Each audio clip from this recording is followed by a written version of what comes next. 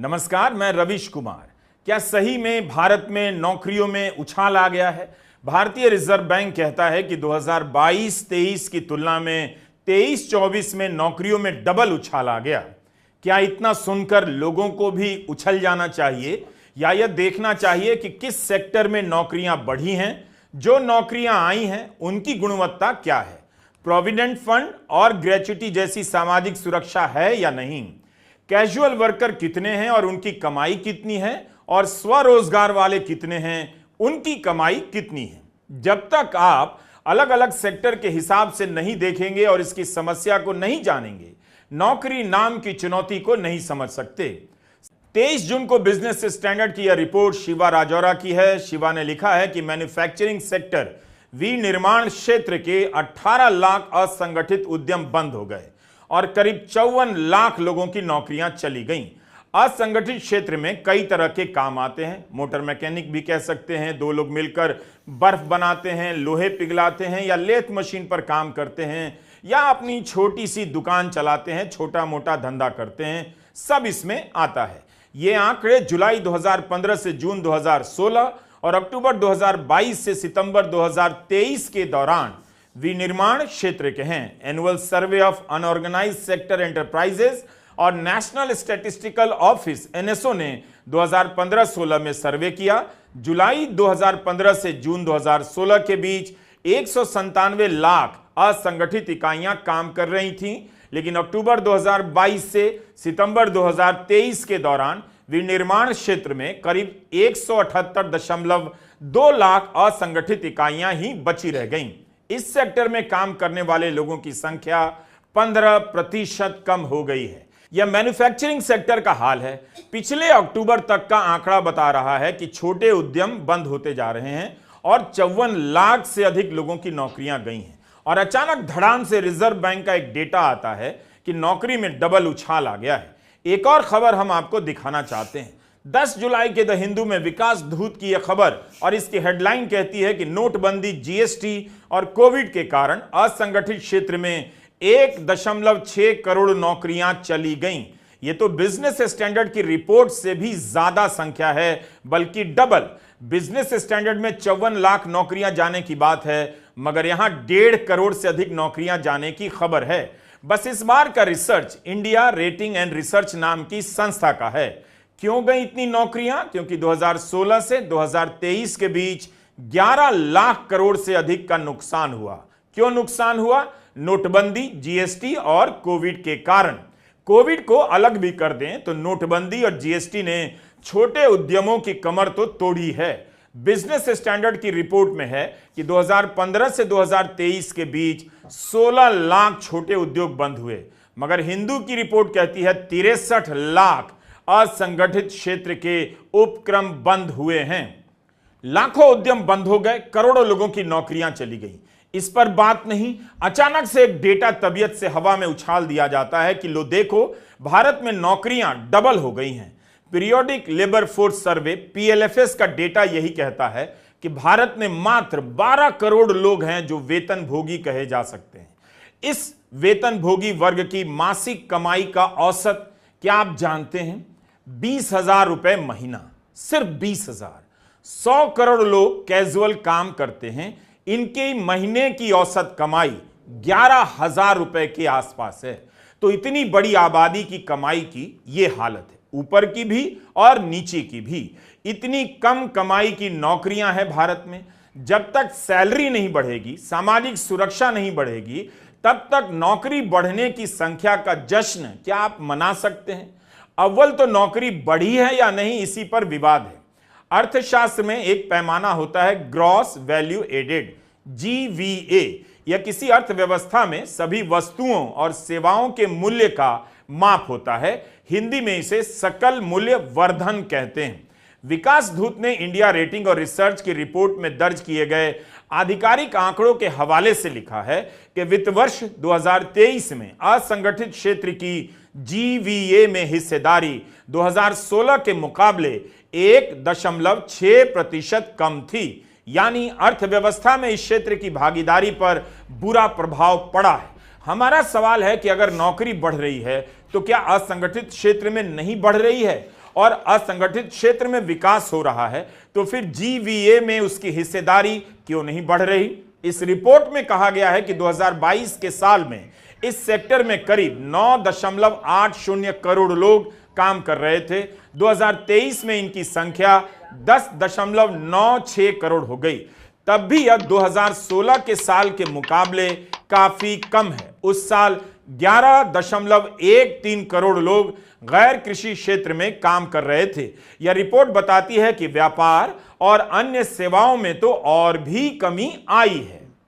पूरा का पूरा असंगठित क्षेत्र बैठ गया है। नोटबंदी और जीएसटी से सेक्टर में किस तरह की बहार आई है, इस पर बात होनी चाहिए। मिंट अखबार में अमित कपूर और शीन जुत्सी का विश्लेषण छपा है। दोनों ने periodic labour force survey PLFS के आंकड़ों का विश्लेषण किया है। इसमें तरह तरह के स्किल के हिसाब से भी डेटा होता है। ये दोनों विद्वान अमेरिका की स्टैनफोर्ड यूनिवर्सिटी से जुड़े हैं। इनके अध्ययन के मुताबिक पीएलएफएस का डेटा बता रहा है कि स्किल्ड लेबर कुशल कर्मियों की संख्या में काफी कमी आ रही है। 2017 से 2022 के बीच भारत के 36 में से 22 राज्यों और केंद्र शासित प्रदेशों में उच्च कुशलता वाले कर्मियों की वृद्धि दर 5% से भी ज्यादा गिर गई है, जबकि अर्ध कुशल कार्य क्षमता वाले कामगारों की संख्या में वृद्धि हुई है। इन्हें सेमी स्किल्ड कहते हैं। भारत की 45% से ज्यादा कार्य क्षमता इसी सेमी स्किल्ड अर्ध कुशल श्रम बल की श्रेणी में आती है। क्या इससे यह भी अंदाजा लगा सकते हैं कि भारतीय अर्थव्यवस्था में अर्ध कुशल श्रमिकों की ही मांग बढ़ रही है, क्योंकि इसी दौर में 2017 से 22 के बीच अकुशल और अर्ध कुशल कामगारों की कंपाउंड वृद्धि दर क्रमशः 24.8 और 59.5% रही है। इसलिए यह सवाल बड़ा है कि भारत में किस तरह की नौकरी पैदा हो रही है। जिस तरह की नौकरी पैदा हो रही है उसके लिए क्या 15 से 20 साल की पढ़ाई पर जमीन बेचकर लोन लेकर लाखों रुपए का निवेश सही है? इन मुश्किल सवालों का सामना करना पड़ेगा। सरकार सिर्फ कोविड का बहाना बनाकर नहीं निकल सकती, और अगर अर्थव्यवस्था के निचले पायदान पर रोजगार का सृजन नहीं है और तेजी से नहीं हो सकता, वहां कमाई नहीं बढ़ रही है, तो यह मत समझिए कि ऊपरी पायदान की नौकरियों में बहार है। आईआईटी से पढ़कर जो निकल रहे हैं उन्हें तो नौकरी नहीं मिल रही, मिल भी रही है तो सैलरी पहले से काफी कम है। प्राची वर्मा की रिपोर्ट 10 जुलाई के इकोनॉमिक टाइम्स में छपी है। आईआईटी से इस साल ग्रेजुएट हुए इंजीनियर को अगर नौकरी मिल भी रही है तो उन्हें कम वेतन में काम करना पड़ रहा है। डेलॉयट और टिमलिस के अलग अलग अध्ययनों के अनुसार 2024 के बैच के लिए वार्षिक वेतन 15 से 16 लाख रुपए है, जबकि साल 2023 में इन्हीं संस्थाओं से ग्रेजुएट होकर निकले छात्रों को 18 से 20 लाख रुपए का वेतन दिया जा रहा था। यह जानकारी आपको मिली है या नहीं कि 23 आईआईटी कैंपस में 38% आईआईटी के छात्रों की प्लेसमेंट नहीं हुई। आईआईटी के 7,000 से अधिक छात्रों का चयन कैंपस प्लेसमेंट से नहीं हुआ। 2 साल पहले यह संख्या लगभग 3400 थी। नहीं चुने जाने वाले छात्रों की संख्या करीब 2.5 गुना बढ़ गई है। आईआईटी कानपुर के पूर्व छात्र रहे धीरज सिंह ने आरटीआई के तहत यह जानकारी निकाली है। अप्रैल 2024 में नवभारत टाइम्स की रिपोर्ट में भी यही लिखा है कि आईआईटी बॉम्बे में प्लेसमेंट के लिए रजिस्टर्ड 2400 छात्रों में से मार्च के अंत तक 1300 छात्रों का ही प्लेसमेंट हुआ। आईआईटी खड़गपुर में भी 2644 छात्रों ने प्लेसमेंट के लिए रजिस्ट्रेशन कराया। 1259 छात्रों को नौकरी मिली। आईआईटी इंदौर में रजिस्टर्ड 452 छात्रों में से 230, आईआईटी भिलाई में 195 में से 41, आईआईटी भुवनेश्वर में 298 में से 212 और आईआईटी पटना में 342 में से 202 छात्रों का प्लेसमेंट हुआ। ऐसे में कुछ संस्थान प्लेसमेंट के दूसरे चरण को जून जुलाई तक बढ़ाने की सोच रहे हैं, तो कुछ वापस उन कंपनियों को बुला रहे हैं जिन्होंने वादा करके प्लेसमेंट में हिस्सा नहीं लिया। इससे होता क्या है कि आप सभी अखबार एक साथ तो नहीं पढ़ पाते, लेकिन सरकार का कोई बयान होता है वो सभी अखबारों में एक साथ छप जाता है। रिजर्व बैंक ने कहा नौकरियों में डबल उछाल, वो आपको हर जगह छपा मिलेगा, लेकिन यहां जो अलग अलग अखबारों में अलग अलग दिनों पर छपा है उनके संकलन से हाल बता रहा हूं। वो आपको एक जगह एक दिन नहीं मिलेगा और आपके पास समय भी नहीं।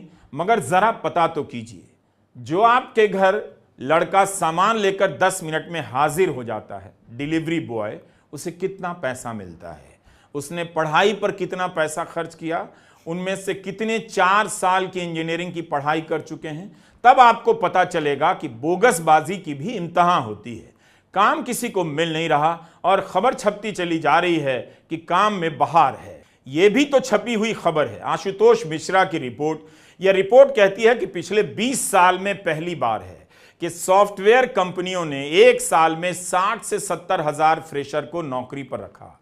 कोविड से पहले एक साल में 2 लाख फ्रेशर को आईटी सेक्टर में काम मिल रहा था।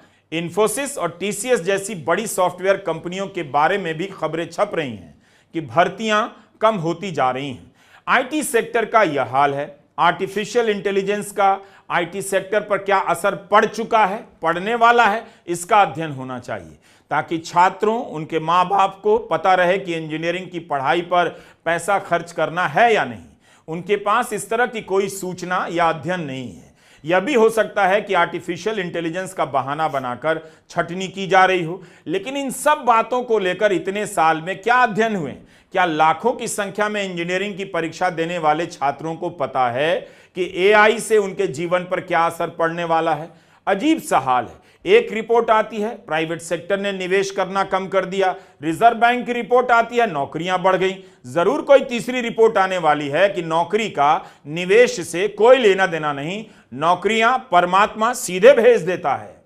यह भी विकास दूत की ही रिपोर्ट है, 8 जुलाई के द हिंदू में छपी है। बताती है कि वित्तीय वर्ष 2024 की पहली तिमाही में अर्थव्यवस्था में निजी क्षेत्र की निवेश योजनाएं घट गई हैं, 20 साल के सबसे निचले स्तर पर आ गई। 2023 की पहली तिमाही में निजी क्षेत्र के उद्यमियों ने 7.9 लाख करोड़ के निवेश की घोषणाएं की थी।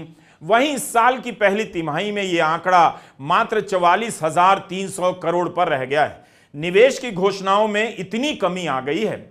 आप नहीं कह सकते कि लोकसभा चुनावों के चलते निवेशकों ने निवेश का प्लान रोक दिया होगा, क्योंकि 2014 और 2019 के चुनाव के बाद तो ऐसा नहीं हुआ। 2019 में पहली तिमाही में यानी चुनाव के बाद यही आंकड़ा 2.1 लाख करोड़ का था। तो निवेश में इतनी कमी आ गई है, करीब 8 लाख करोड़ से सीधे 44,000 करोड़ पर निवेश आ गया है। 2019 में एक झटके में कॉर्पोरेट टैक्स में कमी कर दी गई, जिस कारण उस साल सरकार को करीब 1.28 लाख करोड़ रुपए का राजस्व घाटा हुआ। अगले साल फिर 1 लाख करोड़ का घाटा हुआ। इसका भार किसी न किसी रूप में आपकी जेब पर पड़ा। करीब 5 वित्त वर्ष से कॉर्पोरेट को टैक्स में भारी छूट दी जा रही है, तब भी नौकरियां गायब होती जा रही हैं, और जो है भी वो बेहद कम पैसे की नौकरियां।